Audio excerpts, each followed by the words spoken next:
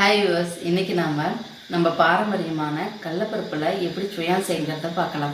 கடலப்பருப்புலேயும் செய்யலாம். நம்ம பச்சை பயிரில் கடலப்பருப்பு மாடல்லையே கடலப்பருப்புக்கு பதிலாக பச்சை பயிர் போட்டு இதே மாதிரியே சுயம் செய்யலாம். இன்றைக்கி நம்ம கடலப்பருப்பில் செய்ய போகிறோம். வாங்க வீடியோக்குள்ளே போகலாம்.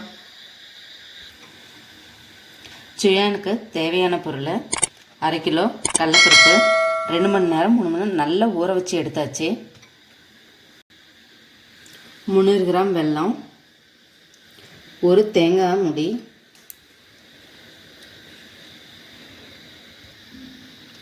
மைதா 1 கப்பு, 1/2 கப் உளுந்து மிக்சியில் நல்லா நைஸாக அரைச்சி சலித்து எடுத்தாச்சு. 1/2 கப்பு அரிசி மாவு, 1/2 கப்பு 4 ஏலக்காய் சர்க்கரை போட்டு நல்லா பொடி பண்ணி எடுத்தாச்சு. சோடா உப்பு சிறிதளவு, நெய் தேவைக்கேற்ப. கடலப்பருப்புக்கு தேவையான தண்ணி எடுத்து வச்சுருக்கு. கடலப்பருப்பு நல்லா தாராளமாக வேகிற அளவு தண்ணி எடுத்துக்கணும்.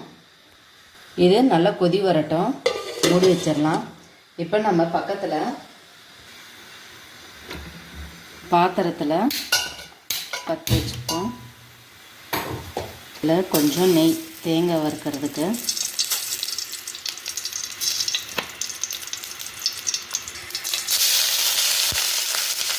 தேங்காவை நல்லா வறுத்து எடுத்துப்போம். இதுலேயே நம்ம ஏலக்காய் பொடி போட்டுடலாம்.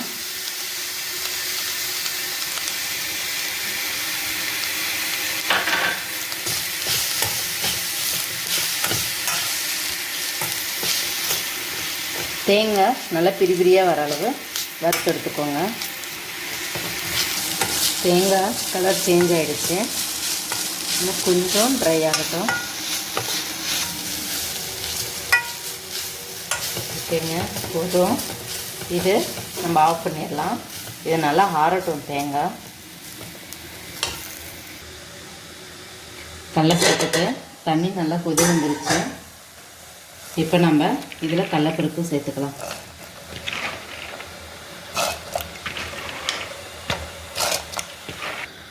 இதில் நம்ம கொஞ்சமாக உப்பு போட்டுக்கலாம். நான் உப்பு போட மாட்டேன், தேவைன்னா நீங்கள் உப்பு சேர்த்துக்கோங்க.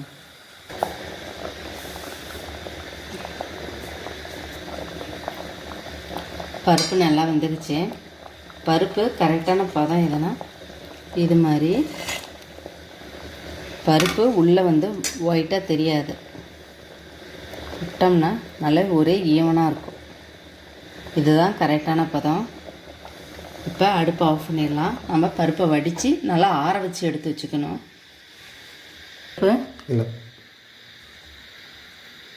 பருப்பு நல்லா ஆற வச்சு எடுத்தாச்சு. இதை நம்ம கிரைண்டரில் போட்டு ஆட்டி எடுக்கலாம்.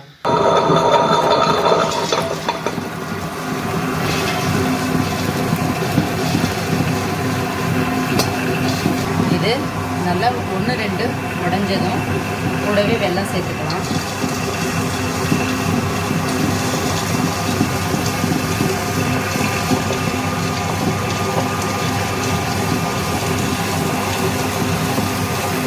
நல்லா தொடன்னு ஆகிற அளவு வெல்லம் போடாதீங்க.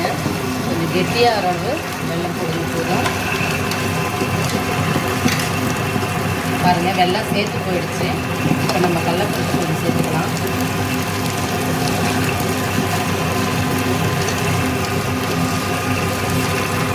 இதோட நம்ம தேங்காய் துருவல் போட்டுக்கலாம்.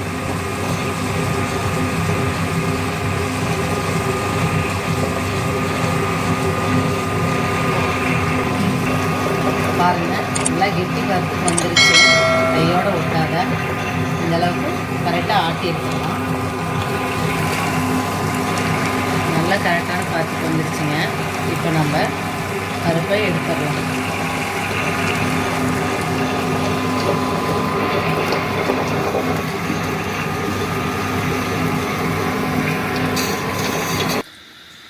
பருப்பை நம்ம உருண்டை பிடிச்சி எடுத்துக்கலாம்.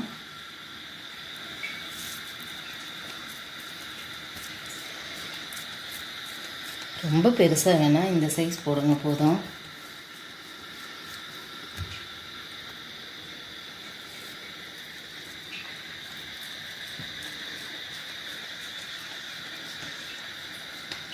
எப்போ செஞ்சாலும் ஒரே மாதிரி ஒரே சைஸில் வைங்க.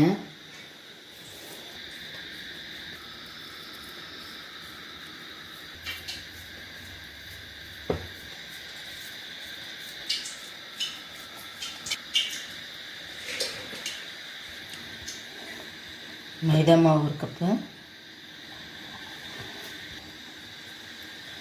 உளுத்த மாவு 1/2 கப்பு,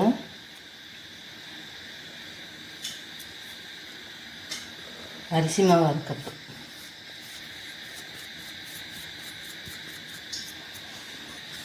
ஏலக்காய் பொடி,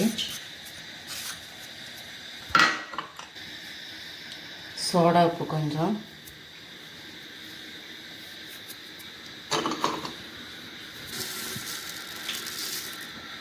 ஒரு ஸ்பூன் சர்க்கரை.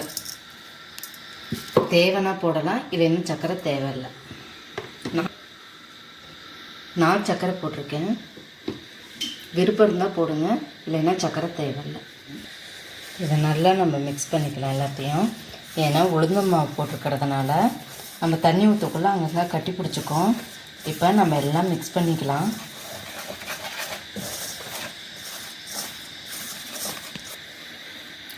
இப்போ நம்ம கொஞ்சம் கொஞ்சமாக தண்ணி தெளித்து பெசரி எடுத்துக்கலாம்.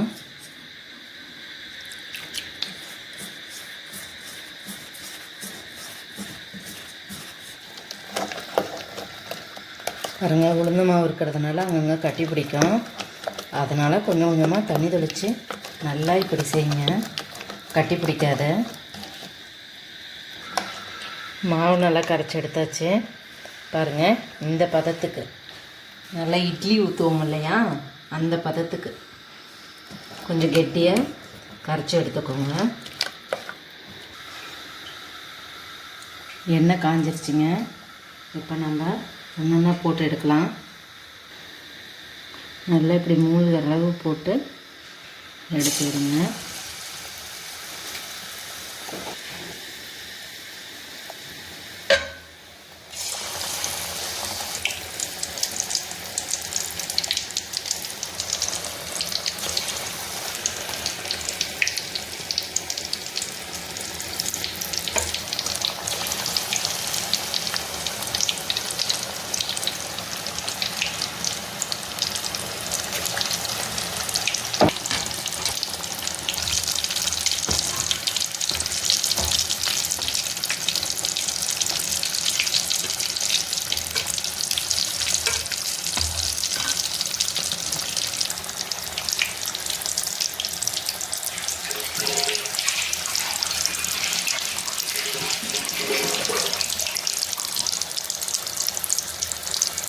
சீக்கிரம் வெந்துடும், நம்ம நிறைய நேரம் விட தேவையில்ல.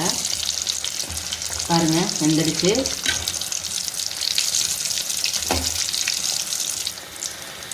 ரெடி ஆகிடுச்சுங்க.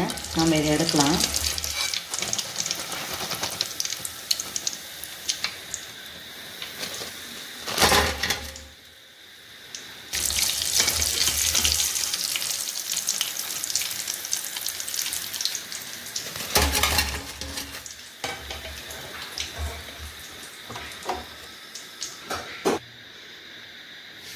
நம்ம சுயா ரெடி ஆகிடுச்சு. பாருங்கள், ரொம்ப சாஃப்டாக, ரொம்ப அழகாக இருக்குது. நம்ம பாரம்பரியமான சுயா சூப்பராக ரெடி ஆகிடுச்சு. நல்லா சாஃப்டாக இருக்குது. நீங்களும் இதை ட்ரை பண்ணி பாருங்கள்.